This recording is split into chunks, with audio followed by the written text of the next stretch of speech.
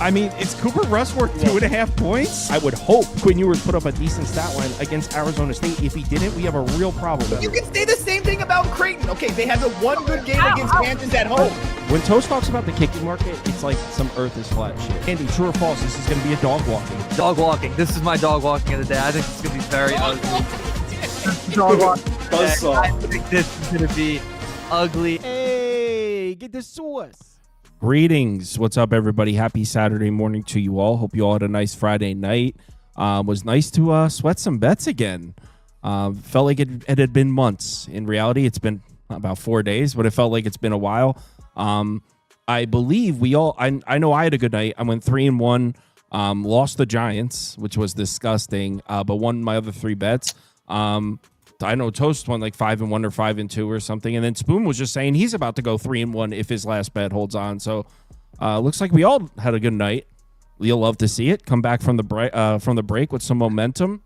We got 15 games on the board for Saturday. I only have I have 3 bets open right now. First, I want to give a shout out to Juice Caboose in the Discord for sending this. He said, I respect you guys, except when you talk about the Tigers. Shake my head. You gonna learn today. And he took a picture of all 3 of us taking the Rangers and put clowns on our faces. So special shout out to Juice Caboose. Rough loss, buddy. Yeah. Nice edit though. Solid edit. All right. Giants, Blue Jays up first. I think we are approaching enough of a sample size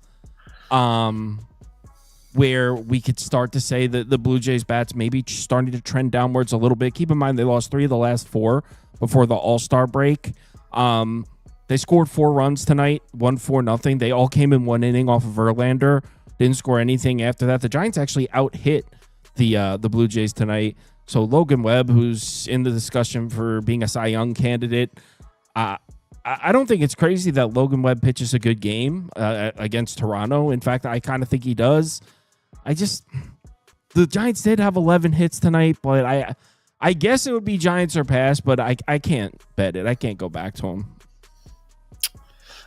Yeah, I really want to bet the Giants. I just, for one, I agree with you. I don't know if I can actually do it, but I don't really know what to expect from this Blue Jays team. I know that we took a loss. I bet the Giants as well today, obviously, and I even bet them another half a unit this morning when I got to 135. But I know that it was everybody wanted to fade Verlander, and it was easy. And I know that it turned out being easy. But like Saw said, they only scored 4 runs in the inning. I mean, the Giants had 11 hits. They didn't score a run. That's just not feasible. And my issue is I don't know what to think of Logan Webb, because not only is it Logan Webb on the road, and he hasn't been like particularly bad on the road. In the crazy AAA ballpark in Sacramento, went 6 2/3, 2 runs. In Arizona, a division rival, gave up 3 runs and 6 1/3, pitched into 7 innings, 2-run baseball against the Dodgers in Dodger Stadium his last 3 starts. My issue is that he has a really bad history against this Blue Jays team.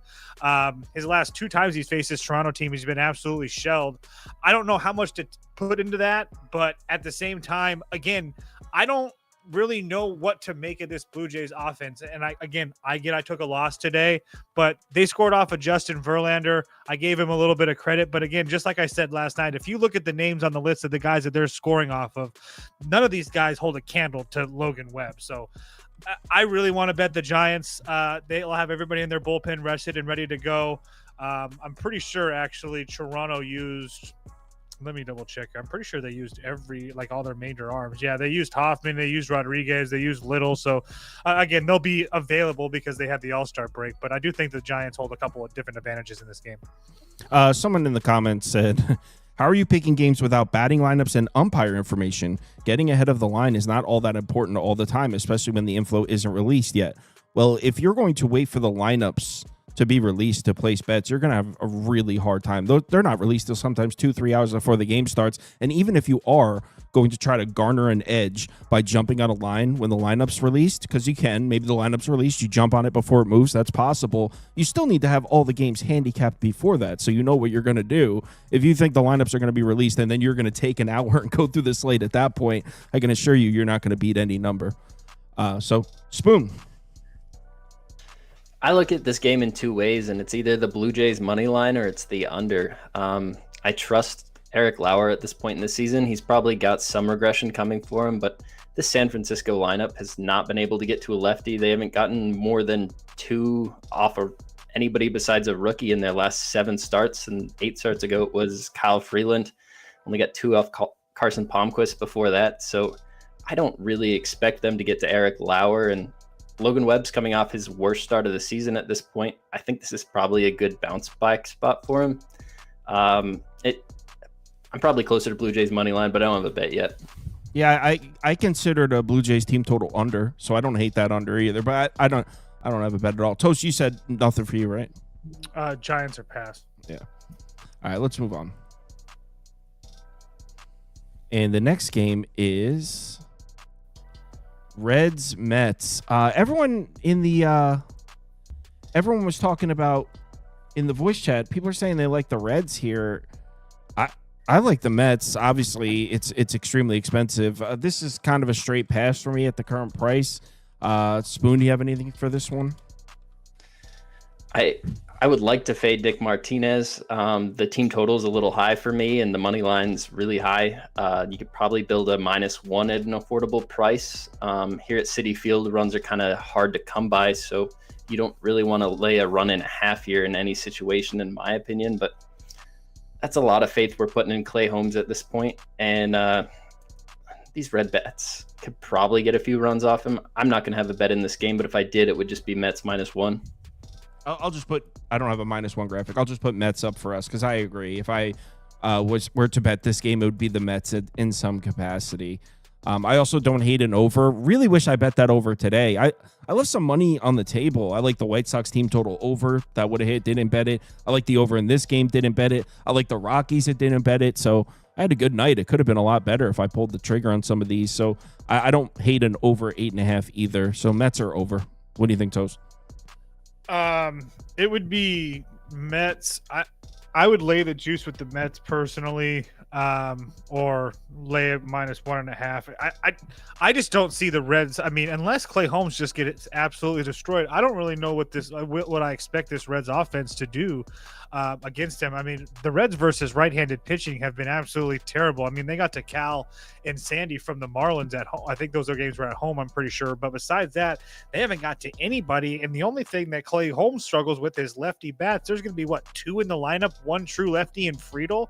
So I don't share the same sentiment with the over. I think this is an under game, and just depending on what you get from Nick Martinez. So, but the Mets versus right-handed starters, I mean, they punished Mizorowski, and they got to Stroman a little bit, and they got to Sagano, but everybody else hasn't really done much against them. So I don't trust Nick Martinez right now. He hasn't really been in good form, and he's faced 2 really bad teams his last 3 starts: Boston, Miami, Colorado. Obviously, the Boston one looks really good now because that lineup has heated up over the last 2 weeks, but at the time it didn't really look great. So I don't really trust Nick Martinez. That's why. So it would only be the Mets for me, but I don't know if I lay 175. Let's move on to the next one. And I have a bet in the next game. It's Royals Marlins. And I know a lot of you took an L today with the Royals. But I was not one of those people who took an L. I didn't bet this game today. I'm on the Royals in this one though.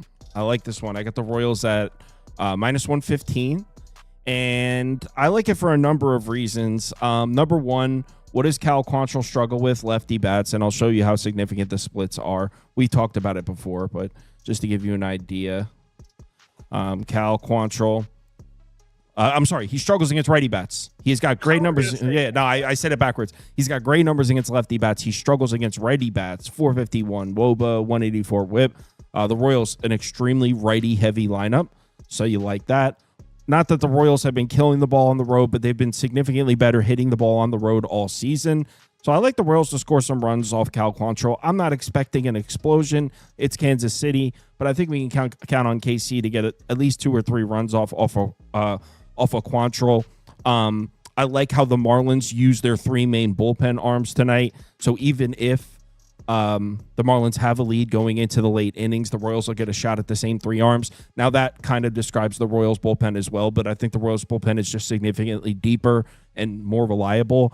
than the Marlins bullpen. And as a whole, where these two teams are right now, I think we're getting a few extra cents on the Kansas City side based on the fact that the Marlins went on that crazy hot streak. And I feel like we as a whole perceive the Marlins to be a better team that they are. This is one of the worst teams in the league. This is one of the worst home lineups in the league and has been all year.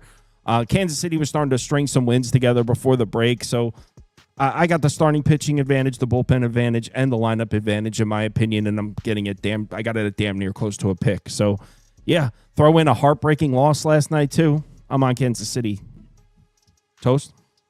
Over 8.5 for me. I don't trust Michael Wacha at all, especially on the road.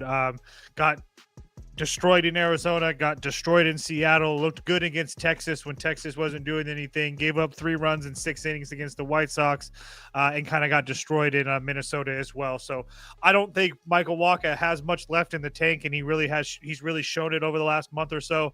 Not to mention the Marlins have been somewhat decent versus right-handed pitching. At home, they've been really bad, like Sauce said, but versus righties as a whole, especially over the last 30 days, they're at least a top 10 lineup, maybe even a top 5 lineup, depending on how you look at it.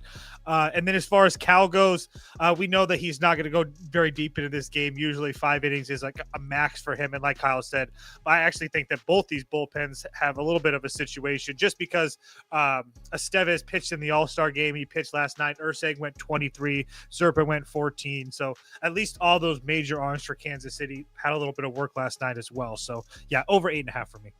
Spoon? Yeah, put me up on the board for Kansas City money line. This isn't a bet I have yet. It's something I did consider. The Marlins at home have not been the same team they have been on the road, and it's kind of vice versa with Kansas City. Their bats seem to come more alive on the road. Michael Wacha, as Toast was just mentioning, is a hard guy to trust. He had a good outing his last time out, but 3 games in a row before that, he gave up more than 3 earned, 9 hits in one, 8 in the next. It's a tough guy to trust. I'm not sure if I'm going to get to the ticket window with it. I'd like to. The bullpen arms all went for Kansas City tonight.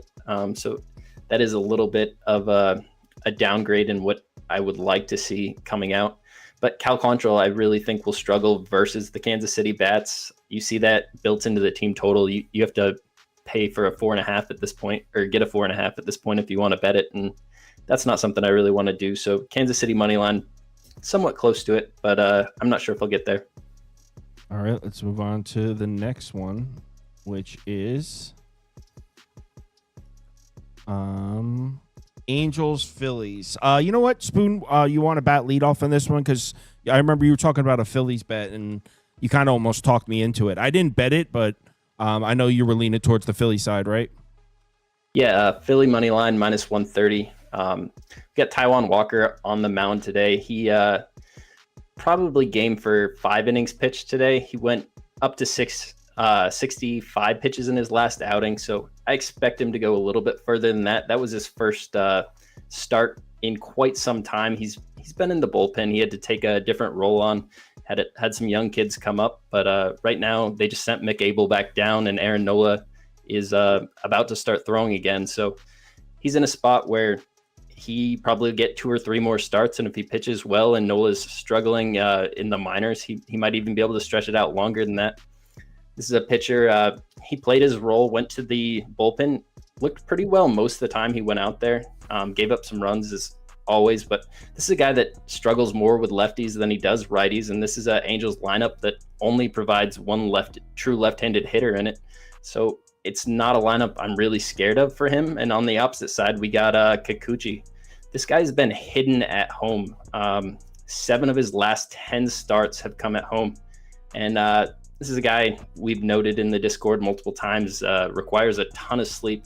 So you take 3 hours away from this early start time, and because he's on the East Coast, this game's going at 3:05 for him. So it's going to be not the best spot.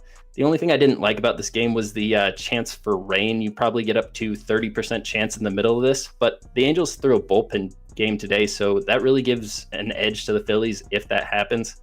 The Phillies bats haven't exactly been killing left-handed pitching, but I think this is one they can get to, and on the full season, they're top 10 in baseball. If you look at their stats, WRC plus, they all look pretty good. But the last few starters that have gone out there, Robbie Ray, they only got 1 off of. Andrew Abbott, they got 4 off of them. Lodolo 3, but before that, Colton Gordon blanked him. Framber blanked him. So there's a little bit not to trust there, but I'm about to bet it. Philly minus 130.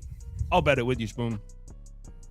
And I like how obviously the advantage for the Angels in this game is starting pitcher, right? We're polling on the Angels right now because of the starting pitching advantage. And the Angels bats have been hitting too, but that's what's pushing a lot of people over there is the starting pitching advantage. You throw in the chance of rain here.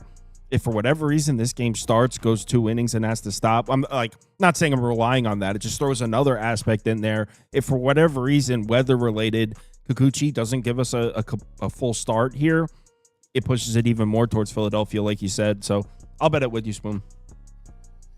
I bet the over 9.5 personally. I'm not really worried about the weather. I think if there is a delay, which I don't think there is going to be one, I only think that helps runs being scored because we'll get more of the bullpen arms, but it's going to be close to 80 with the wind blowing out. But I'm getting Taijuan Walker, who, I mean, really at this point hasn't really looked good at any point so far when he's pitched. I mean, I know that he had a couple decent outings coming out of the bullpen, but at the same time, I mean, he, again, not a guy I trust in this Angels lineup. I do trust versus right-handed pitching. I mean, they got to Zach Gallen, they got to Ryan Nelson, they got to Kumar Rocker, they got 3 off of Jacob deGrom. That all goes back to the beginning of this month. So again, a team I trust in good hitting weather against a Phillies pitching staff as a whole that I don't really trust. And then as far as Kikuchi goes, great point by Spoon as far as him not pitching a whole bunch on the road. Him on the road has been atrocious. He also really struggles with righty bats. So that's going to be Turner, Bohm, Castellanos, Real Muto, Kemp, Rojas. There's a lot of righties in that lineup that could hurt him. So yeah, over 9.5. I already bet this. We got a super chat in who says it's Mac Miller bobblehead night at PNC Park. 10 units on the Pirates money line. R.I.P. Macadelic. Is it really Mac Miller night at PNC? Yeah. Maybe the place is going to be hyped. I have a bet in that game. Oh, speaking of which, we're on that game now. It is Mac Miller night, Toast. Do you have a bet for Mac Miller night? Yeah, cash the over tonight, and now we're going to go right back to the under. Let's go. Me too. First 5 under 4.5. I put it in our little picks thing. I don't know if it populated or not. No, I got your Padres first 5. I must have put it in there a little bit too late. But anyway. Oh no, you did put. You're good. It was my mistake. Anyway, not to mention. So the reason that I played the over yesterday is that I've been pretty much playing overs or trying to play overs when the White Sox are facing left-handed pitching versus right-handed pitching. It's a little bit of a different story. So for me personally, so I know that Burrows isn't a name that you're running to the window to play it under with, but I mean, he got absolutely shelled in Minnesota. But prior to that, I mean, he looked good against Seattle, the Mets, Milwaukee. I mean, he looked bad against Texas, but he looked decent against the Cubs, Miami, Houston. So again, I'm not really worried about him getting absolutely shelled. Again, I worry about the offense of the White Sox against lefties, not righties. And then as far as Hauser's concerned, he's been an absolute ace for me. I just don't know if the White Sox can score runs. So that's the only reason I didn't play the White Sox first 5. But Hauser's been an absolute animal for this team. Not only has he not given up runs, but he's going deep into games. So and this Pirates offense versus right-handed pitching, I will give them. They've seen a lot of really good ones like SWR. I know that name doesn't really sound bells as a good pitcher, but he has pitched well since coming back this year. Joe Ryan, Seth Lugo, Kirby, Castillo, Wu, Sonny Gray. Again, I don't trust either offense to get runs. I guess that's the easy way to say it. So first 5 under 4.5. Yeah, if you remember, on the show yesterday, I said White Sox team total over 3.5 was my pick for this game. The reasoning behind that was, number one, the Pirates had a lefty out there, and the White Sox have been better against lefties than righties. And number two, it was beautiful run-scoring weather in Pittsburgh. Well, now the Pirates don't have a lefty out there anymore. It's Burrows, who, has looked shaky from time to time, but the White Sox lineup against righties is pretty much rock bottom in baseball. So I think Burrows can pitch just fine here. And the weather I was talking about was beautiful run-scoring weather in tonight's game earlier tonight. They're back towards the middle of the pack in terms of run index. They were second and third last night. So the weather not quite as conducive for scoring runs. The Pirates now have a righty on the mound instead of a lefty. And by the way, like Toast talked about, Adrian Hauser has been great, and the Pirates can't hit. So, yeah. Oh, I put the wrong graphic up. Hopefully no one bet that. I'm on the under, not the over. I put the wrong one up. Boom. So for this one in the voice chat, I talked about the first 3 under 2.5. You can get it at -110. I have it in my bet slip. It's something I'm really looking at. A lot of what Toast said is baked into that same thing. I do think Adrian Hauser has some regression coming for him. You look at his last 3 starts versus Toronto, Colorado, and San Francisco. More than 7 innings in all of those games. Has only given up 1 earned in 3 combined starts, and that's a start in cores built into that. So I don't think this is a guy that I want to try to fade immediately. I think eventually we'll get a chance, but it's not today. Mike Burrows has been very serviceable. His last start out was his worst start of the season. I think he's this guy that's going to bounce back versus this AAA lineup. The White Sox bats do not hit right-handers. RIP Mac Miller, maybe Pirates money line. This is a team that always seems to win more games at home than I expect them to. That's true with a lot of teams in baseball, but Pirates money line, definitely a lean there. But that first 3 under is what I'm probably going to bet. Let's get caught up on the voice chat. So the first game was Giants Blue Jays. Asted's on the Blue Jays team total over 3.5. OT's on Lauer over 5.5 strikeouts. Charles is on first 3 under. Jacobs on first 3 under. Adams on Eric Lauer under 1.5 walks. Money Mark is on the Blue Jays team total over 3.5. Reds Mets is up next. McIver's on the Mets team total over. Jacobs on Mets -1. Spoons on the Mets, as you heard him talk about earlier. Adams on Mets first 5 run line. Charles is on the Reds on a Reds island. Royals I don't respect you, Charles. Royals Marlins is up next. Adams on the Royals. Jacobs on the Royals. I'm on the Royals. OT's on Cal Quantrill under strikeouts. DZ was in there. Royals team total over. Money Marks on the first 5 under. Angels Phillies. Wow, a lot of people were giving out bets on the voice chat tonight. Jacobs on the over in Philly. DZ's on the over. Marks on the Angels team total over. Adams on the first 5 over. Spoons on Phillies and over. Charles is on over. Asted's on Phillies or over 9. And the last game, unders everywhere, just like us. Spoon's on the first 3 under. Toast is on the first 5 under. I'm on the full game under. And Adam, Jacob, Spoon, Charles in the voice chat, all under City. All right, we're caught up. Next up is Padres Nats. I got a bet in this one too. Oh, wait, did I not? Oh, no, I didn't actually place the bet. I'm sorry. I had a bet in this one tonight. The luckiest over of all time hit. For those of you that don't know what happened tonight in this game. So I had over 8.5. Did not close well. I did not get CLV. It moved the other way. So it was a terrible wager when the game starts. It looks terrible the entire game. I think it was 1-0 in the 6th inning. It's tied 2-2. The Padres take a 3-2 lead, and then Manny Machado hits a grand slam in the top of the 9th to give me my over. So I got a very lucky cash in this one. I really want to take the Nats here. I know a lot of people there was a lot of people that lost on the Nats tonight. I was not one of them. I had the over. I'm kind of a Mitchell Parker apologist a little bit. I think he's kind of getting an unfair shake here. People are talking about him like he's maybe this team just doesn't know how to handle pitchers, because people are starting to talk about him like he's Patrick Corbin, and this guy showed his flashes of being a good starting pitcher in the past. I don't think Mitchell Parker's that bad. The Padres really haven't shown us anything in terms of hitting a lefty, and I'll pull it up on the screen so you guys could see. I just don't know where the confidence comes from. I know everyone loves to fade Mitchell Parker, but here are the lefties that have pitched against the Padres. Yes, there's some good names here. Every single one of them. Oh, Patrick Corbin? They couldn't get to Corbin? Oh, so now he's bad now. Okay. Well, I mean, if we're saying... I'll give you Eduardo Rodriguez, but, I mean, Patrick Corbin's been... If your bar for a good lefty starter is Patrick Corbin, then every lefty that's in a rotation is a good lefty starter. I just don't think that you can call him a bad one. I would say he's average at worst. I mean, I would say if you lined up all the lefty starters that are currently in Major League Baseball rotations, he's in the bottom 6. But anyway, I don't know. so far, whether they perform this year, I don't know about that.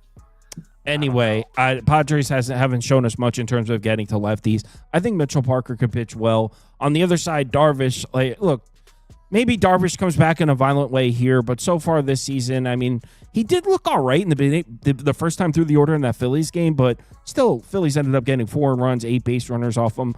Darvish hasn't shown us anything to prove that he's back looking like the Darvish of old. So I think the Nats are affordable here at the plus 125. I didn't bet it though. Toast is on the Padres, right? Yeah, Padres first 5 for me. So I just think this is a really good spot for Darvish to get back into the swing of things. I think that the Arizona and Philadelphia lineups present much more difficult situations than this Washington lineup. So I know that his splits so far this year versus lefties isn't great.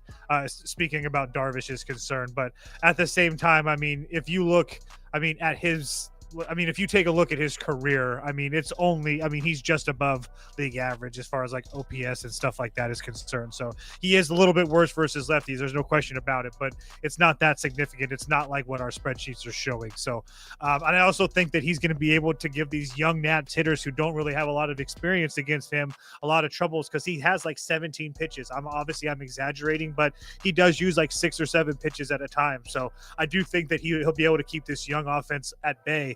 And then as far as the Padres offense is concerned, I don't really like laying big numbers with them, but I think this is an affordable number. And like Kyle said, their numbers versus lefties aren't great. Over the last 14 days or so, they've been kind of picking up in the middle of the league. But again, Christopher Sanchez, Ranger Suarez, Eduardo Rodriguez, Patrick Corbin, Sanchez again, Lodolo, Abbott, Mackenzie Gore, Mitchell Parker, they've already seen. And then Noah Cameron, going back a couple months. So, kind of a lot of really good starters here. So, and I just think that the offense as a whole is starting to play much better. Jackson Merrill's actually starting to hit the ball. It's not just an automatic strikeout lately. So I just liked the way the Padres are playing baseball more than less. But I also don't want to be in a situation with their bullpen because the Nats do have guys with power. And the Padres used Adam, Morihone, and Estrada today. So they still will have Suarez if they need him. But all those other guys worked. And Adam isn't really good on back-to-back days. So you could probably count him out. So that's something I want to deal with late in the game. Spoon? I was looking at the over. You could still get a over 8.5 minus 125 when we were in the voice chat, and that kind of appealed to me. But I do expect Darvish to start pitching better than he has. Now that he's getting worked up, more pitches in, I think he's going to pitch well. I'd probably only be on the Padres here, but I'm not going to have a bet in this game. All right, let's move on to the next one, which is Tigers Rangers. Shout out the Rangers coming through. Corey Seager with a big hit there, a 2-run double to take the lead in, I think it was bottom 8. As far as this one, Spoon, you want to take this one? I don't really. I'm all ears if you guys have anything. So there's not going to be Kerry Carpenter back for the Tigers. I think that's going to be 4 or 5 days away still. I think he's probably going to go to the minor leagues for a few games. So that's one lefty out of this lineup. Kumar Rocker struggles more with lefties than he does righties. He's got a 4.75 xFIP and a 1.78 whip versus lefties on the season right now. But the Tigers are still probably toss out 5 lefties in their lineup tomorrow. So I think that gives him a little bit of struggle, but without Kerry Carpenter in the middle of it, I think he can probably pitch through it. Kiter Montero on the opposite side, I think Texas bats can get to him. I would like to back Texas money line if I had more faith in Rocker, but Kiter Montero has not been terrible out there on the mound this season. He's kept his team in a position to win in all of his last 10 starts, besides one little bit of a blow up versus St. Louis. So it's not something I have a huge lean on. Kiter Montero struggles with lefties. Some of the biggest bats in this Rangers lineup are lefties. So I don't know. Josh Smith, Corey Seager, Evan Carter probably can get a few runs off him. Texas money line or nothing. Texas money line or nothing. Didn't sound like you really liked it though. Toast? Over 8.5. You have a Texas. I know they didn't really look great today, but they're facing I know that Montero's looked really good, but I mean, facing the Royals, the Giants, the Rockies, Baltimore, San Diego. I mean, and San Diego got to him. I mean, I just think that this Rangers offense, the way that they've been playing lately, is a huge step up in competition against them. And like Spoon mentioned, he does struggle versus lefty bats, and that's two of the best bats in that lineup as far as Seager and Smith is concerned. Langford also, Heim, Rowdy Tellez also going to be hitting from the left-hand side tomorrow as well. And then, like he said, Kumar Rocker really struggles with lefty bats. I mean, you're still going to have 1, 2, 3, 4, 5 of them in that lineup tomorrow.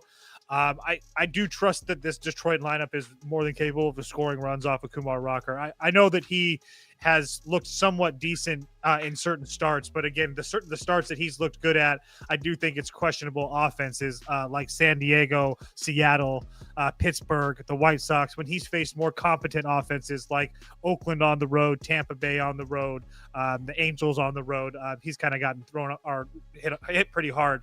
I get this game is at home, but my point still stands. I think this is a offense that's a lot better than the ones that I mentioned that he pitched good against. So over 8.5. Trevor Vandenbosch sent in a super chat. You know your baseball team is ass when you have to send a super chat to get people's attention about them. He says, in a $20 super chat, says, Brewers demand your respect. This team is real, and we will win the NL Central. Oh, congrats. You're going to win the NL Central? Get out of town. So, yeah, Trevor said that. This is a pass for me, guys. I don't know. I said, when I bet the Rangers yesterday on the show, I said I'm not backing the Tigers lineup until Kerry Carpenter is back. So I guess I would probably be closer to what Spoon said. Rangers are pass until Kerry Carpenter comes back. I don't think you can really price the Tigers as a good lineup. Real quick before we move on, shout out Charles in the Discord. We're going to a Mud Hens game tomorrow. I'm hoping Kerry Carpenter is going to hit some bombs there. It's a nice lefty friendly park. I forgot you guys live close. That's right. You guys are going to a Mud Hens game? That's We're bringing awesome. our boys, getting some Dippin' Dots. Okay. A Mud Hens game. Oh, speaking of Charles, let's get caught up on the voice chat. What AAA team is the Mud Hens? Is it for the Tigers? Toledo. Yeah, for the Tigers. Because over here it's weird. Like there's like a Yankees team, a Phillies team. They're not necessarily. It's not necessarily by proximity. Padres Nationals. We did this one. Charles Washington team total over. OT is on Mitchell Parker under strikeouts. Jacob and Spoon on the over. Adams on the Padres. DZ is on the Nats team total over. The disrespect of the Padres in that group is uncharted.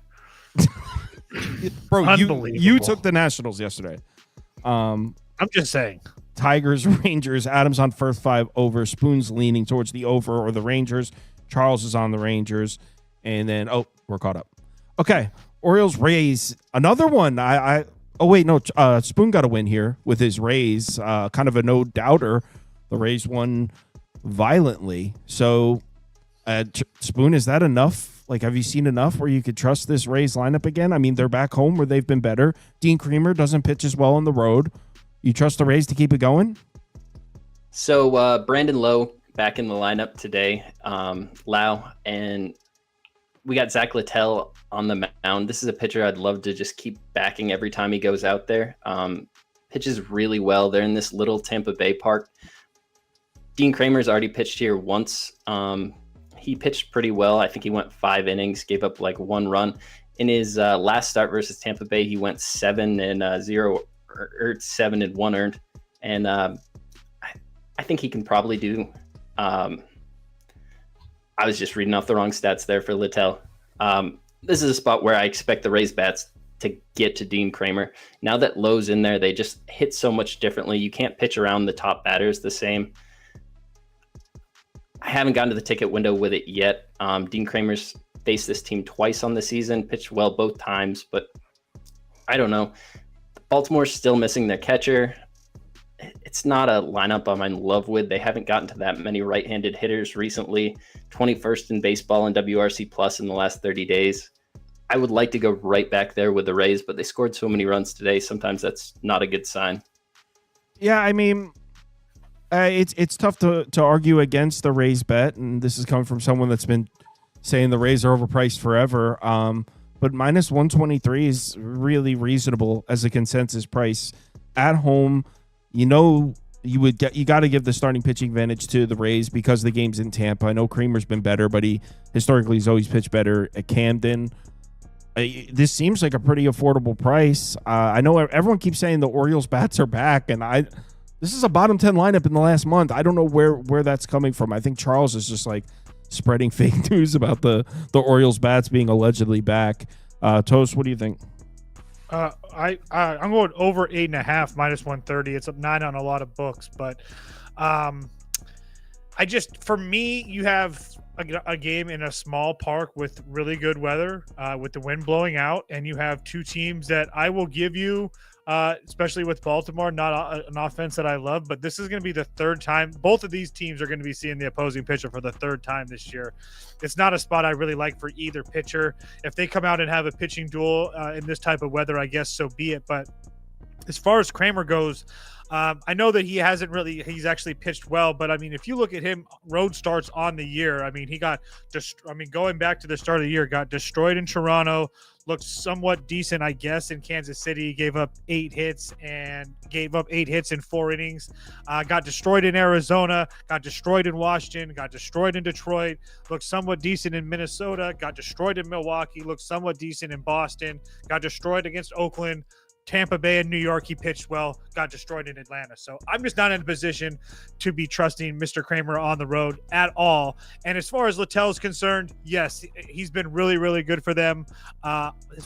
His last 3 starts have all been on the road, home starts against Detroit, this Baltimore team in Miami. I just feel like we're going to see some runs tomorrow. I just thought that 8.5 was a little bit too low. So over 8.5 for me. I mean, I don't hate an over. In fact, I'll say Orioles are pass, I guess. I really, actually, this is a pass. I'm not putting anything up. Jacob's on the Rays. Spoon's on the Rays or leans towards the Rays. Charles on the Rays. DZ's on Rays -1. Adam's on the under. Adam and Mark are on the under. Really? I kind of like Toast over. I would say, yeah, over, pass, or maybe if we take a bunch of Rays money and I can get like Orioles at plus 120 or something before the game starts. I'm spitballing. A's Cleveland, copy and paste, rinse, lather, repeat. Same thing I said yesterday. Took the Guardians and it looked like it was going to be sweat free. The 9th inning actually got a little bit interesting there. The A's scored, I think, 4 runs in the 9th inning they actually had the tying run at the plate. So Cleveland ended up having to bring Class A out there to finish the game. But yeah, going right back to Cleveland. Copy and paste everything I said last night. The Cleveland underperformed at such a dramatic level earlier in the season that I just still think we're getting great prices on them, and it's just going to take a few days for the market to catch up. This team's like 8-1 in their last 9 games. They're playing well. They have an easier schedule, obviously. In the second half of the year, I wouldn't be surprised if Cleveland's one of the better teams in the AL down the stretch. Obviously, it's too late for them to finish up top of the standings, but as far as from right now, the rest of the year, I think Cleveland's going to be one of the stronger teams in the AL, and we're still getting them priced like they're the team they were earlier in the season. I mean, we're getting Cleveland at home against one of the worst teams in the AL at minus 135 is what I got. So pretty much same thing yesterday when I took the minus 130. Cleveland's a significantly better team. And even though they did have to use Class A tonight, he only threw 16 pitches, so he'll be available. No one else went. Gaddis, Cade Smith, all those arms they got there in Cleveland, they're all rested, all available. So, yeah, I feel like I have the advantage across the board here. Beautiful run-scoring weather.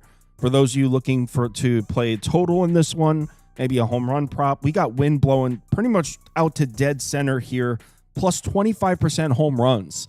And I think what Spoon is about to tell you is this ballpark and the weather favor lefty power, which also helps Cleveland because they have a lot of powerful lefties in that lineup. So give me the Guardians, rinse, lather, and repeat. Same thing I did last night. Spoon, go ahead. So he touched on it. This ballpark plays better the last few seasons to lefties.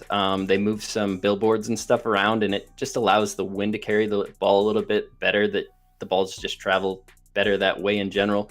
Logan Allen is a lefty, and you'll only see 2 or 3 lefty bats for Oakland. So it doesn't favor them to be able to take advantage of the weather tomorrow as much as it does the Cleveland Guardian lineup. One note on this, Stephen Kwan had injections in his wrist on Wednesday or Thursday. He missed today's game. He's considered day-to-day at this point, and there's some talks of him having to hit the IL. So I don't necessarily expect him in the lineup. I probably would lean towards him not in the lineup. And I almost think that'll change the line a little bit. I'm looking at a 4.5 for their team total. That's a little much for me. I'd like to get there with the Guardians, fading Severino here. A guy that struggles with lefties, has a 1.53 whip on the season and a 4.78 xFIP to lefties. Part of that, though, is built into him playing in one of the worst parks to pitch in baseball. So there's enough to keep me off of it right now, but I do have a strong lean to the Guardians as well. Toast. Yeah, I've already bet the Guardians as well.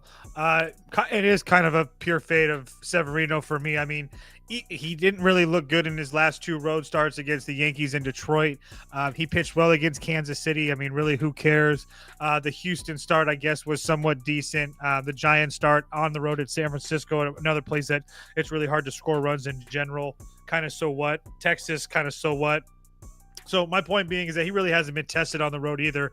And we know going back to the last couple of years that this Cleveland team just plays significantly better at home. I know that it hasn't played out so far this year, but I do. And like I said before, I think I said this yesterday as well. I think this team kind of flipped a switch in Houston. I know that 3 wins over the White Sox out of 4 games isn't impressive, but another decent win here tonight. I know that the 9th inning was a collapse, but I think they have the starting pitching advantage. I think they have the bats advantage, and I think they have the bullpen advantage. So to get them under 140 was good enough for me.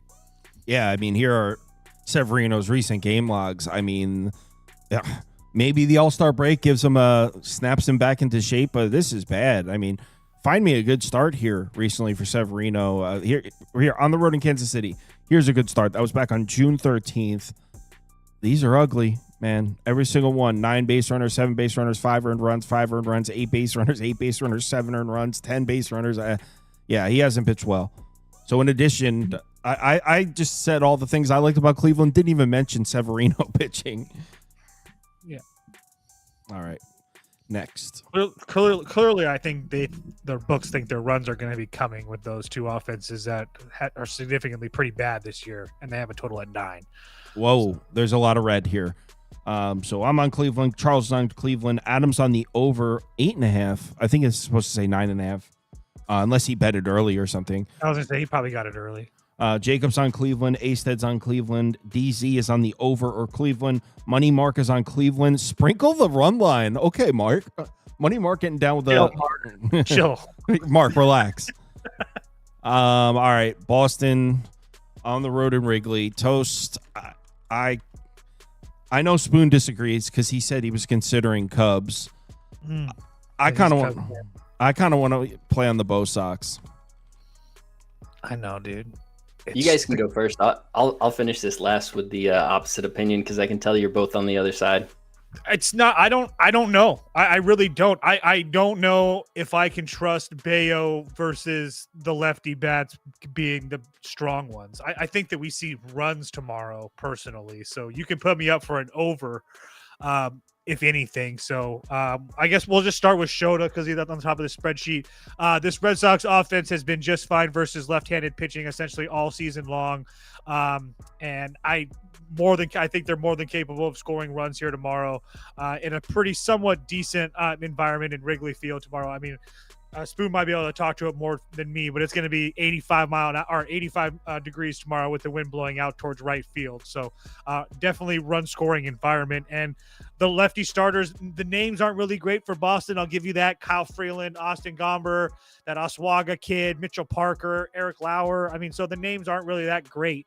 But I do think that this offense is more than capable of scoring some runs. And then as far as Bayo goes, I really wanted to bet on him too. I do think that this could be like a coming out start for him. I think if I think it's very possible for him to come out and shove tomorrow, and then Boston, and you hear on the Boston radios over the weekend about how this team needs to buy because, again, you would have him, Crochet, and Giolito. They could make a definite playoff push, but I can't get past his numbers versus lefties on top of the fact that I can't we talked about somebody else being hidden at home.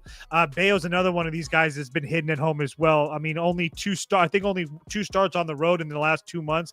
I know that he's been injured in somewhat, but again, not really numbers I can trust on the road. And those lefty bats that we're talking about for Chicago, Bush, Tucker, Pete Crow Armstrong, Ian Happ. So not to mention the fact that Dansby Swanson had 2 shots today that went to like center field that any other day probably go out. I wouldn't be surprised if Dansby Swanson has a good day tomorrow. I think we see runs from both sides overnight. All right. So what kept me off is apparently Spoon was talking about in the voice chat. The Cubs could have as many as 4 or 5 lefties in the lineup, which takes away one of the angles I liked. I like how Bayo has better numbers against righties, and the Cubs are a righty-heavy lineup, or they usually are. They were earlier in the season, I should say. Seems like the Cubs have a lot more lefties. And it's their power bats, too. Bush, Tucker, and Pete Crow Armstrong, all guys with the power, too, that hit the long ball. Yeah, so I don't necessarily love that. I will say Bayo's been very good. Here are his game logs. He's been lights out, man. Great start. Pitched into the 7th against the Rays. Complete game against the Rockies. 5 innings, just 2 base runners against the Reds. Got hit up by Toronto, but I mean, they were hitting up every single righty starter they saw. 6 innings, just 5 base runners, 1 run against the Giants. 7 shutout innings against the Yankees. I mean, Bayo's been really good. Look, I don't want to pick apart the Cubs lineups. I will say, who the hell have they seen? Will Warren, Paddock, Festa. Woods Richardson's been pitching well, but he shut him down. 5 shutout. Fetty, Michaelis, Tanner Bybee, Gavin Williams, McCullers, Gustav. I mean, this team is playing every single bad righty starter that's currently in a rotation. The Cubs have seen them in the last 3 weeks. They just who's who of terrible righty starters. So I think Bayo could pitch well against the Cubs in Wrigley here. And then on the other side, you got, obviously you can tell what the weather's doing in Wrigley just by looking at the total, because if the wind's blowing out, it'll be a 10. If the wind's blowing out in, it'll be 7. So the fact that it's 9.5, we know it's favorable weather. Wind slightly blowing out to right field. Shota, fly ball pitcher. I kind of like the Red Sox. Go ahead, talk about your Cubs. I'm not that much of a homer when it comes to betting the Cubs. I don't do it on a daily basis or anything like that. But Shota, as you're talking about, is a left-handed pitcher, extreme fly ball guy. He just pitched in Yankee Stadium with the wind blowing out to left. And one thing a lefty is good at is getting lefties out. And that's proven by his .79 whip on the full season versus lefties. I see a lot of really questionable starts here for Brian Bayo too. There's only that one impressive start for the Yankees for him as well. 7 innings pitched, 0 earned runs. That's the only thing that's impressed me on the whole season with him. Versus Tampa Bay, it was a lineup that was really hurt. He went 6 1/3, had 1 earned. It looks really good on paper, but he gave up 6 hits to a battered up Tampa Bay team. Colorado, he had a great start, but that's Colorado's lineup. Cincinnati, a lacking lineup. He gave up 3 earned to Toronto. San Francisco, same thing. 6 innings pitched, 1 earned. That lineup is not on the level, does not have the lefties the Cubs do. I think Brian Bayo is due for a bad start, and I think the Cubs are going to hand it to him. We talk about that wind blowing out to right. As the game continues on, it's going to go more sideways than necessarily towards the foul pole anymore. And I think the Cubs lineup can take much more advantage of that. You see a bunch of lefties in the Red Sox lineup, but it's really hard for them to get the ball that far versus Shota. I don't think the Red Sox are going to score that many runs. I also looked at their team total under, trying to find a way to bet this without so much juice associated with it. You can get a -145 on the Cubs, and I'm still considering it right now. I see some offshores with cheaper prices, so I'm not sure if Boston might get some love here, but Brian Bayo is due for regression. I think the Cubs bats are perfect to hand it to him. I don't see the Boston versus left-handed pitchers. Who have they gotten runs off of? Kyle Freeland, Austin Gomber. These are not good left-handed Hold pitchers. on. How can you say that about the lefties against the Red Sox and not about the righties against the Cubs? You already said it. I don't need to say that. Okay. I was just gonna make sure you knew, like, that you could say the same thing about the Cubs. So I mean, if we pulled this game back, or if we put that log down to 20 games to make it easier, there are good righties that the Cubs have hit. And a lot of these pitchers were in pretty good forms when they got runs off of them. I think this is a great spot for Brian Bayu to have some regression coming to him. All right, let's move. Well, let's see what the voice chat thinks. I'm really considering the Bo Sox here. And the voice chat is looking under. Money Mark's on the under. Jacob's on the under, and Adams on the under. Spoon, we just heard, is leaning towards the Cubs. OT's on Boston team total over. I don't hate that. And if I remember correctly, you can get a Boston team total over 3.5 at -135, -140, because I was in there for this part. And DZ's leaning towards the Cubs.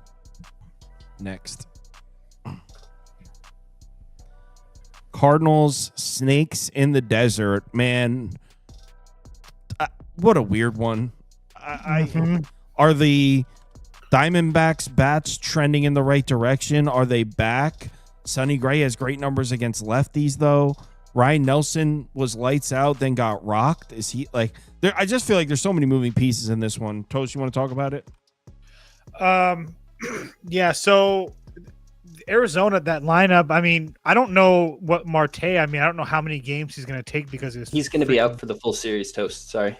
Okay, so he's going to fully milk his house being broken into. So I mean, I guess that's a scary situation or whatever. But yeah. So, well, I mean, it's not like he was there. It's not like maybe like his kids were there. No, they were on the All-Star game. I thought that's all. His whole family. I wasn't trying to make it. I wasn't trying to say that that's not a scary situation. That went off course. But regardless, I just didn't think he would miss a whole series because of it. That's all I'm saying. But regardless, I don't know what to think because Ryan Nelson has been really good. I mean, he had one bad start against LA, which, I mean, it seemed like LA was scoring runs against everybody in that homestand.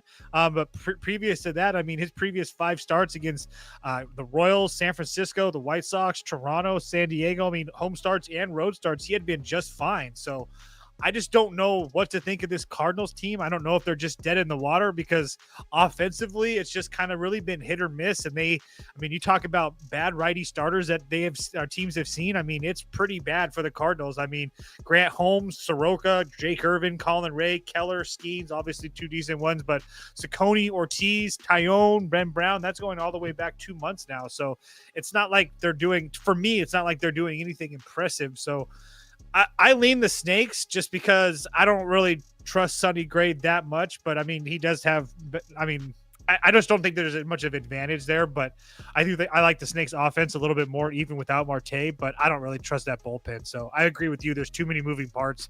Snakes at the plus money or pass. Scott, that's a crazy comment. Scott says, Sonny Gray a favorite? No, thank you. Hasn't he been, Spoon, isn't Sonny Gray like the best pitcher in baseball as a favorite? I think he's lost 1 game as a favorite this season. It's like lights out. I'm not positive on that, but he's been killing it. He's probably a trade candidate for some of these. I was going to say the Cardinals are 15-4 when Sonny Gray pitches. Yeah. I want to go to the well with the Cardinals right here. I don't see why we can't. You mentioned that it's been like 2 months since they've been hitting well. That matches up really perfectly well with Ivan Herrera being out of the lineup. He's now back in the lineup. He was in today. I think that's a huge bat for the Cardinals to have. I wasn't on it. I think that's a huge bat for the Cardinals to have. You see Ryan Nelson. This is a guy that has pitched really well all season. His fastball is just on a different level than it's ever been before, and he throws it 62% of the time. So it's hard to want to fade him. But I do think he has some regression coming. A guy that throws a pitch that much allows the other team to sort of just circle in on that and want to hit it. And clearly he wasn't throwing that ball as well last time out versus the Angels. I don't want to fade Sonny Gray in any fashion. Arizona, as I said, is going to be missing Ketel Marte. Carroll's still dealing with that broken hand. They came out of the gates today scoring a ton of runs, but Sonny Gray is a better pitcher in my opinion, and if we look at the bottom of this Arizona lineup, and there's a bunch of names that I really think Sonny Gray is going to have an easy time with. This guy's a veteran out there on the mound, knows how to pitch very well, and could find himself on a really good playoff contender here. So I don't see any reason to fade him. Put me up for Cardinals money line. So I definitely would agree with Spoon here. I didn't bet it, but I would be on the Cardinals side of this. And like Spoon said, great splits against lefties. Arizona's got a ton of lefties in the lineup. I will say, I mean, Arizona, if they're going to be trending upwards, though, I mean, for the better part of 2 years, this has been one of the most consistent, dominant lineups against right-handed pitching that there is. So if they're trending, no Marte, maybe it's not going to happen. But this Arizona lineup, especially at home, always scares me a little bit. That's what's keeping me off. Also, I don't really know what to think about the Cardinals bats. I said Cardinals are past tonight. Thank God I didn't bet that one. I thought they were coming back right before the break. They got shut out, I think, tonight. What's the final score tonight? 7-3, 7-3. So I couldn't get there, but I agree with Spoon. Don't you think minus 120 in the desert? It's a pretty significant favorite. I'm not sure if the Cardinals are a better team than Arizona. So, I mean, obviously you think Sonny Gray has the pitching advantage over Ryan Nelson, but how much of a pitching advantage? I just think it's too expensive. But I would agree with Spoon that I think the Cardinals win the game. And there's only going to be 4 lefties in that lineup. It's going to be more righties than lefties with Marte out. And yeah. Oh, really? Yeah, because Blaze Alexander's a righty. Herrera's a switch. So it's only Naylor, Carroll, and Castillo and Thomas. That's the 4 lefties. Everybody else will hit from the right-handed side, especially Perdomo. I guess it's just because they've always had such a lefty dominant lineup for so long that I just assume. Yeah. Yankees different lineup too. I agree with you on that as well. Yankees Braves in Atlanta, and the Braves handled. This is a sweat-free one for the Braves. They were up. I think I saw like 7-0 or something. 7-3 final score there. I didn't know Joey Wentz was pitching, so I didn't even look at this one. Toast. Yankees team total over 4.5 or pass. I don't know if I actually end up betting it or not, but I don't want to deal. Continue to say it. I don't want to deal with the Yankees pitching staff at all. But yeah, I just really don't know what to think. I didn't get a whole bunch of time to look in deep into Joey Wentz, but not a guy I trust, and I'm really not a fan of this Atlanta bullpen either. So not that they're taxed or anything like that. I'm not trying to make that case. I'm just saying that just not a group that I like in general. So Yankees team total over 4.5, minus 135. Minus 135 is the price on that. Yep. Spoon, any thoughts on this one? Yeah, so you have Joey Wentz starting the game. A little bit of a journeyman coming up from AAA. Coming to pitch the rest of the innings for this team is going to be your favorite Dane Dunning. Stunning. The Yankees team total over 4.5. I think I'm looking at a minus 125 right now. That looks really appealing to me. Just like Toast said, I don't want to trust this bullpen in any shape or form. There's just one guy back there in Weaver that I trust, and he can't pitch 3 innings after Will Warren goes. So I don't really want to lay that minus 130 when I can get a minus 125 just for them to score 5 runs. They're on the road, so they're going to get all of their at-bats. This park is pretty good run scoring weather tomorrow. Temperatures in the high 80s, wind blowing out to left. There's small chance of rain, but not enough to bother me. It's under 10% for most of the game. So I think the minus 125 with the Yankees team total is what I'm going to get. Guys, you guys are talking about Dane Stunning like he's a blind fade. This is a man that just knows how to get it done. This is a big league pitcher through and through. Been through war with Dane Stunning over the years. Is this the same Dane Dunning I know? Yeah, we have a special relationship, me and Stunning. He's won some clutch bets for me. Sauce once tried to get his goggles on. It was pretty cool. What? His goggles. Braves love the goggles, don't you? Plus 108. But no, I'm not betting this one. Stunning's pitching, so I'd be back in the Braves. I'm excited for Stunning, man, to get back. Yo, dude. I don't even know when the last time I've seen. He had a resurgence with the Rangers. It was like Stunning's back. Yo, no, that was in your head. He did have a resurgence with the Rangers. He was pitching well for a little while. Now I'm going to pull up Dane Dunning's stats. No, okay, I know you're good. You're all right. He's all right. He was all right. Yeah, It was a resurgence. I'll give it to you. You can have that one. Twins Rockies. Man, why didn't I bet the Rockies? I know. When I saw them score early, I was going to text you and be like, man, you should have just done it because that price for the Twins was ridiculous. Yeah, Stunning. He was solid, man.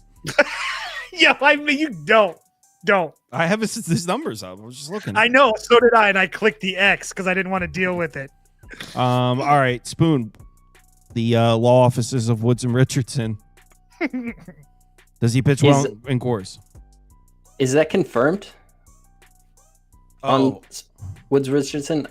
I was kind of looking at it. I thought they might bring Zebby Matthews up. He's on track to start from his last minor league outing. He looked really sharp in that. Young rookie gets a ton of strikeouts. I don't know if I'd really want to pay this kind of price with a rookie in Coors. Senzatella is much more experienced at pitching in this park. He can pitch pretty well. I kind of looked at an under when you have a total this large here, but I'm probably not going to get to the window with it, especially without a confirmed pitcher. Yeah, it's a pass for me as well. Yeah, it's an easy pass for me. I want nothing to do with this series at all. All right.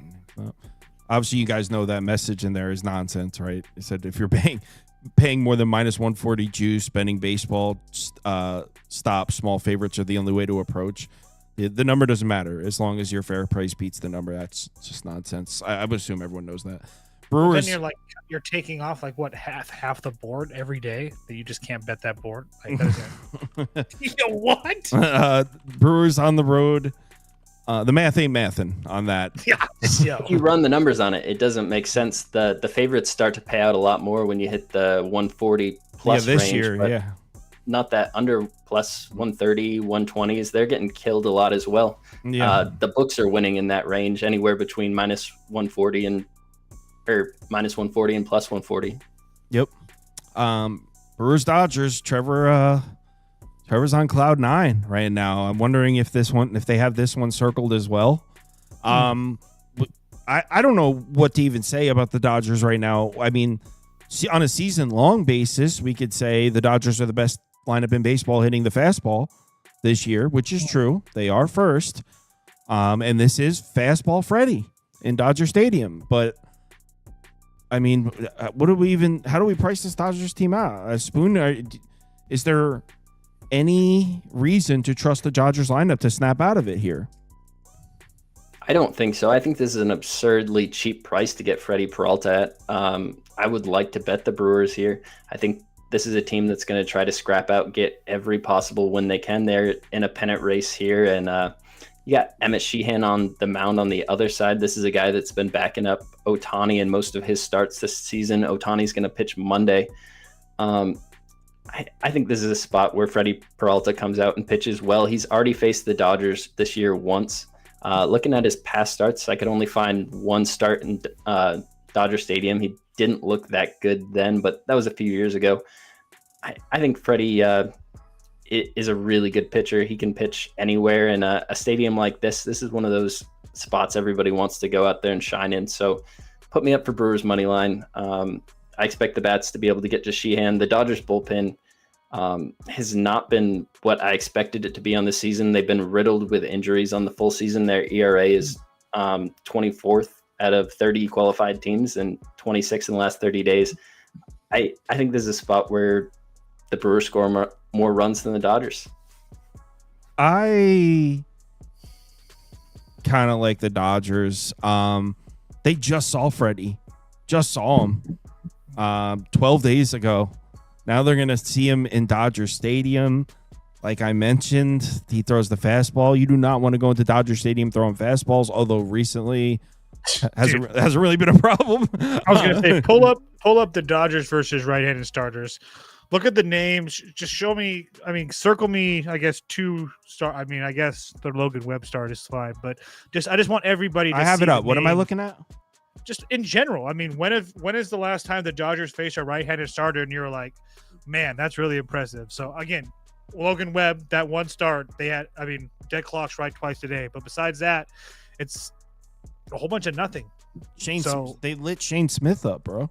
Okay, yeah, that's right. My bad. On July 1st. Yeah, so I guess that's just like my point. I'm not some Dodger hater. I mean, because I'm a Padres fan, but I don't understand this price at all. I mean, Freddie Peralta has been really, really good this year. I mean, 11-4 as a starter with a 2.66 ERA. Not that a win-loss record in ERA means anything, but when you're 11-4 with a 2.6 ERA, you're pitching pretty damn well, and you're giving your team a chance to win out every night. And like I said, this Dodgers team isn't scoring, and don't look now, but this Brewers team, the bullpen's been fantastic over the last couple months or the last month and a half as well. So they're very disciplined at the plate too. I saw Brian Kenny break this team down. I mean, this Brewers team could be scary, especially if they add a bat. So I don't understand why we're getting them at plus 100. I think they have the bullpen advantage as well because, like I continue to tell you guys, the Dodgers don't have a closer.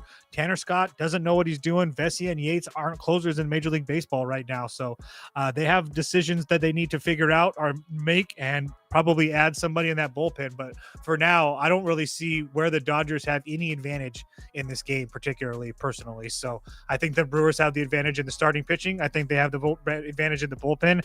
And I think they have the advantage in the bats as well. I kind of like the Dodgers. Yeah, but I get it. You can't just bet on them snapping out of it out of nowhere. Hold on, let me mute this guy. This guy said the reason I'm not a professional bettor is because I don't adhere to the minus 140 rules. Guy's a moron. So I'm gonna put Dodgers money line up, but I can't, just based on their recent production against righty starters. I can't do it. I really think they're going to hit Freddie up, though. They just saw him. Dodgers maybe an over as well, because the Brewers have been hitting on the road for a while now. So let's go on to the next one. Astros Mariners in Seattle. That eighth inning was so terrible. I was watching it as we were trying to break down a game. 5 runs. I thought they were going to bring home the 6th run. Got the under, but that sweat was not needed. I'm so mad I didn't bet the Mariners. That was so stupid of me. That price threw me off, dude. What was the final score? It was a 6-1? 6-1. I didn't watch any of that one. I didn't bet it. Toast, any thoughts on Logan Evans here against the Astros? For me, I don't know if I can trust the kid, but it would be over or pass personally for me. I don't really trust Logan Evans. Nothing really crazy splits wise. He does definitely struggle versus lefties a little bit more. Not that there's really any lefties in that Astros lineup, but his numbers versus righties aren't particularly great either. Got blown up by the Yankees, Arizona. He pitched well against Kansas City and Washington. I do think that this Astros lineup is a lot better than those type of teams. So got beat up by the White Sox, pitched well against San Diego. Everybody can. So, and on top of that, I do think that the Astros have seen some pretty decent righty starters with, especially lately with Evaldi, DeGrom, Leiter, Ciccone has been pitching well. Tanner Bybee somewhat decent. So I think they can put up a couple runs. And then as far as McCullers goes, not a guy I trust at all. I thought that at one point maybe he would get through a stretch after, getting destroyed by the Reds and stuff like that, but it really hasn't been particularly good for him. I mean, he kind of had a really good road start on the road against the Dodgers, but I mean, another decent road start against Pittsburgh. I don't really know much to go off against that. And his other one was against Texas. 2 teams, especially at the times, were not hitting at all. Seattle's going to have Julio, Cal, Randy, Polanco, Williamson all hitting from the right-hand side. He really struggles with righty bats. So over 8 for me. I think that both of these teams are capable of scoring some runs tomorrow. 8? Like Adam said in the chat, 8 in this ballpark is an auto under. I don't agree with the auto under, but I will say 8's a big number in this ballpark. Well, to be fair, I'm getting 7.5 at 120, but whatever. What do you think, Spoon? I don't like overs in this park. It's one of the hardest parks to hit in. It has a terrible batter's eye, especially at night. This is not a spot where I would lean there. I would just lean Seattle. All the bad starts that you named for Logan Evans came on the road at New York, at Arizona, at the White Sox. This is a guy that pitches really well in this park. He struggles with lefties a bit, and Houston's lineup is lacking lefties. Their two best bats are on the mend right now. So Alvarez is probably going to be back here sooner than later. He's swinging a bat again. The pain's supposedly gone. Pena should as well be close behind. So this is a team that I'm going to look to back once those bats get back. But I think this is a spot where Seattle gets another win. They didn't have to use Munoz today because they blew open the game in the 8th inning. So I think that bodes well for them as well. I trust these bats to get to Lance McCullers a lot better. I see he struggles more with with righties than he does lefties, and the big bats here, Crawford and Raleigh, are both lefties, but you still have some really good bats from the right-hand side. Randy Arozarena, Polanco's a switch hitter, and Julio Rodriguez. So I think this is a spot where Seattle gets another win. I didn't get too deep into this game because I was still sweating out today's one, but I strongly to Seattle. I might get there here pretty soon. What's going on with that's back-to-back days. Why is Seattle being priced like this? Yesterday I was I wouldn't say confident. I was very skeptical about Luis Castillo being the starting pitcher because the Mariners were sitting there minus 128, minus 130, and that price didn't make sense. Then here we are, Logan Evans against McCullers in Seattle. I can get a minus 120. Why? Hasn't Seattle been the significantly better team all year? I don't really understand. No. It's just false. Let me see. So with their current lineups, I would say so. But like if you had Pena and you had Alvarez in there, it would be a completely different statement. This lineup's pretty barren, especially towards the bottom. Saying all year was a bad way to phrase it. I meant it more like I didn't mean it to be taken literally, but I meant hasn't Seattle been the considerably better team for a month now? Nope. Yes, they have, dude. No, they haven't. Houston is 20-10 the last 30. Seattle is 18-12. Houston 12-8 their last 20. Seattle 12-8 their last 20. The last 6, their last 10. Yes, Houston 4-6. Seattle 6-4. So they do have them in their last 10, but they do not have them in the last 30. They do not have them on the Houston 1-6 in their last 7 games. Correct. I didn't. Yep. And Seattle's I used 10, 20, and 30. And Seattle's on a winning streak, including a 3-game sweep of the Tigers in Detroit. I don't know. 30. Whatever, dude. Mariners or pass. I think the price is a little sketchy, but it would only be Seattle here. I don't know why my, projected price is. I feel it feels so off, but obviously I'm the one that's wrong because the market has this at minus 120. I guess I'm not seeing it right. For some reason, my first glance price of this game would be like minus 140, minus 142. So, all right. Voice chat real quick. Let's get caught up. Cardinals, Diamondbacks, Jacob and OT on the first 5 under. Charles on the first 5 under. Adams on under in Cardinals. DZ leans over. McIver's on the Cardinals. Yankees, Braves. Adams on Braves team total over. Charles on the over. DZ's on Braves team total over. Twins, Rockies. OT's on Freeman over bases. Freeman over bases. For the Rockies. Freeman. What's his name? Yeah, Tyler Freeman. He's the leadoff hitter. Oh! I was thinking it said Freeland. Okay. Adam Twins team total over. Everyone's on the Brewers here. Jacob's also on the under, and then Mariners, Astros under in Seattle for Jacob. First 5 under, full game over. Spoon, where can they find your stuff? You can find all my picks and plays on X at Spoon's Bets, and you can find me over on another YouTube channel, Pub Sports Radio. I do a show with my guy Wine Time every Sunday morning where we break down the whole card, and I join my friend Jimmy the Bag every Thursday. Cool. So, yeah, make sure you give him a follow. We'll be back tomorrow night. The same three of us, right? Spoon, you're going to make it tomorrow night? Yep. So, yeah, the same three people will be back. See you guys in 24 hours. Betting league stuff, give me about 20, 25 minutes. So the new betting league started. We're going 10 days, $200 to the winner. That's what we're doing. And so we're going through the week, the weekend, and then the week. So give me about 20 minutes. It just started. I'll have the standings up. Hit me up if you need me. I'll be up for a while doing college